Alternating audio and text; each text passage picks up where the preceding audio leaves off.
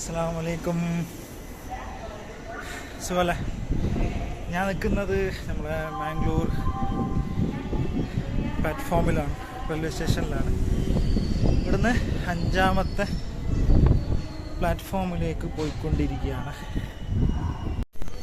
ഇതാണ്ടല്ലേ,